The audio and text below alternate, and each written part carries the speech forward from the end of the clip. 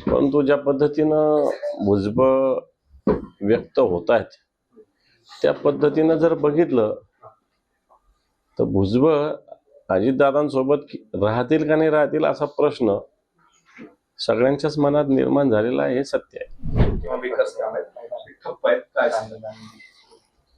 मागच्या पालकमंत्र्यांनी सगळ्याच ठिकाणी नियोजन करून ठेवलं आहे. तसं निवडणुका ह्या नोव्हेंबरमध्ये होत्या आणि याचा अंदाज घेऊन बऱ्याच ठिकाणच्या पालकमंत्र्यांनी तसं नियोजन केलेलं आहे. शेवटचा टप्पा असतो जो खर्च झाला नाही तेवढा त्याचं पुनर्नियोजन करणं एवढाच एक टप्पा असतो. मला असं वाटतं सरकारला याचं काही देणं घेणंच नाही आहे ना या सगळ्या विषयाचं. त्यामुळे यथावकाश 26 जानेवारीपर्यंत पालकमंत्री होतील झेंडावंदनाच्या ज्यावेळेस आठवण येईल त्यावेळेस असं वाटतं. छगन भुजबळांचा मुद्दा पुन्हा चर्चेत आहे. छगन भुजबळ भाजपमध्ये जातील अशी सुद्धा चर्चा व्यक्त केली जाते आणि भाजपकडून त्यांच्या कोटातून छगन भुजबळांना मोठं पद मिळू शकतं अशी चर्चा.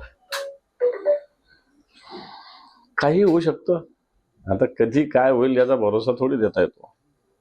परंतु ज्या पद्धतीनं भुजबळ व्यक्त होत आहेत त्या पद्धतीनं जर बघितलं तर भुजबळ अजितदादांसोबत राहतील का नाही राहतील असा प्रश्न सगळ्यांच्याच मनात निर्माण झालेला आहे, हे सत्य आहे.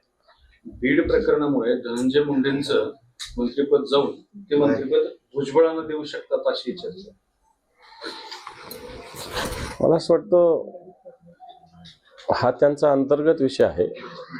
परंतु बीड जिल्ह्याची जी घटना आहे तिच्यात अजूनही मुख्य आरोपी सरकारला सापडत नाही आणि जे आरोपी आहेत त्यांची कोणाशी कनेक्टिव्हिटी आहे सगळ्या जिल्ह्याला काय महाराष्ट्राला माहिती आहे आणि अद्यापही सरकार याच्यावर गतीनं किंवा सिरियसली पावलं उचलत नाही, हे सुद्धा सत्य आहे.